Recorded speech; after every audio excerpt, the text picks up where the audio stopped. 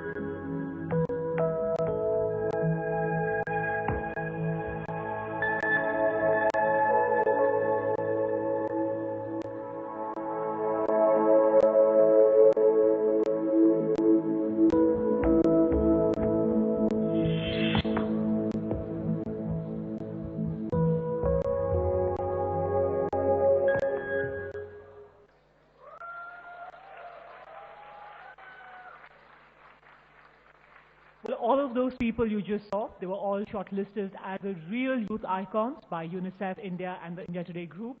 But the winner of the real youth icon this year is Savita.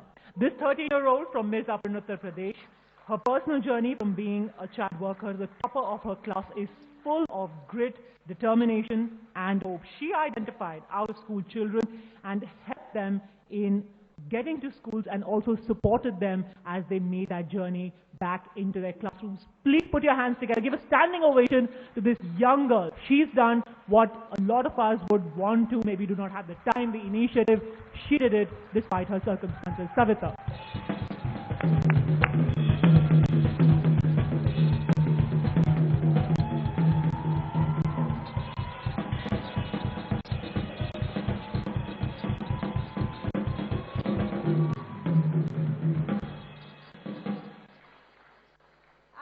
महोदय, मैं आप सभी लोगों से प्रणाम करती हूँ। मेरा नाम सविता है। मैं मिर्जापुर यूपी से आई हूँ। मैं यूनिसेफ में रहती हूँ और यूनिसेफ के द्वारा हमें बहुत कुछ मिला। हमारा परिवार और मैं स्वच्छ हूँ। इसके समक्ष मैं पहले बहुत गरीब थी और पढ़ने लिखने का कोई साधन नहीं था। मैं पहले जंगल में लकड़ी काटने जाती थी और अपने माता पिता के साथ पत्थर ढोया करती थी।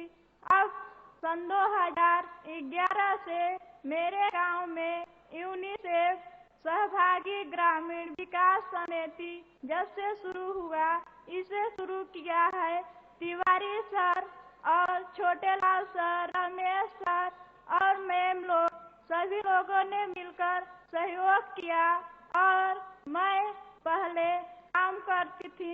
इन लोगों ने हमारे गांव में कीड़े फैलाई और मैं पढ़ने लिखने के लिए मुझे सहयोग दिया।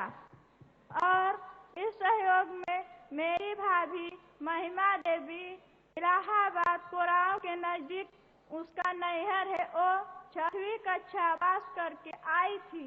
उन्होंने शुरू में मुझे पढ़ाया लिखाया और शिक्षा दी और इसके बाद संस्था के सहयोग से मेरा नाम 5वीं कक्षा प्राथमिक विद्यालय नया गांव में लिखवा दिया गया।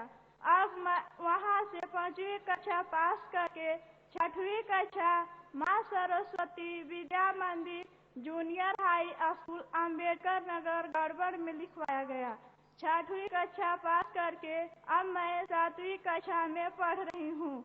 अपने पढ़ने के साथ साथ अपने गांव के आसपास सभी गांव के वासियों को, जो बच्चे अनपढ़ हैं, स्कूल नहीं जाते, उनको भी मैं पढ़ाती हूँ।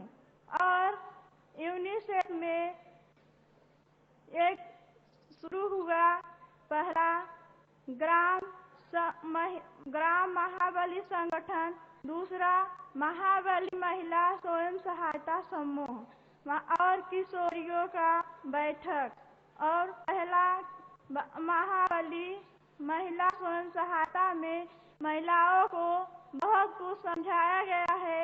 अब ये काम मैं स्वयं करती हूँ अपने गांव में और किशोरियों को बैठाकर समझाती हूँ कि वो अपना पढ़ाई मन लगा के करे, ताकि वो भी मेरे जैसे सभी सब लोगों को प्रदान कर सके। और बच्चों को भी समझाती हूँ कि बच्चों के किशोर और बाल अधिकार समिति सुरक्षा में बच्चों के 4 अधिकार होते हैं। पहला जीने का अधिकार, दूसरा विकास का अधिकार, तीसरा सुरक्षा अधिकार, चौथा भागीदारी का अधिकार। इन चारों में से कोई वंचित तो नहीं है।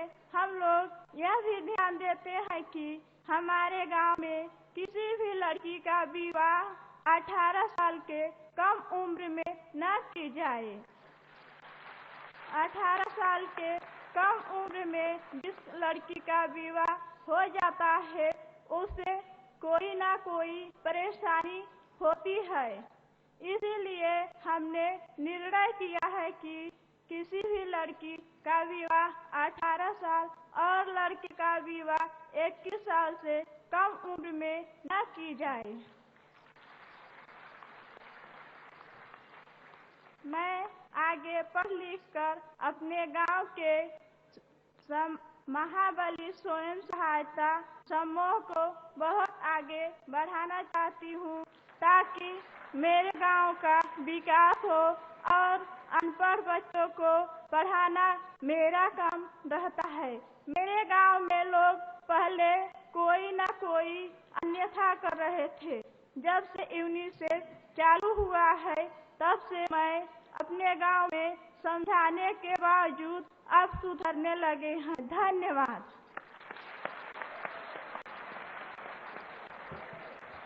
Savita, 2 minutes रुक जाइए. Can I please call on stage Mr. Ashish Bhagga to give a certificate to Savita? Please put your hands together. You can be cynical. You can say क्या बदला है हमारे देश में? कुछ नहीं बदला है. Look at this girl. She's 13. She's teaching others like her, and she's standing up to child marriage. That is what takes guts. And she's done it. Thank you so much, Savita. Guys, come on. Kind of cheers that we heard for politicians. Surely she deserves better.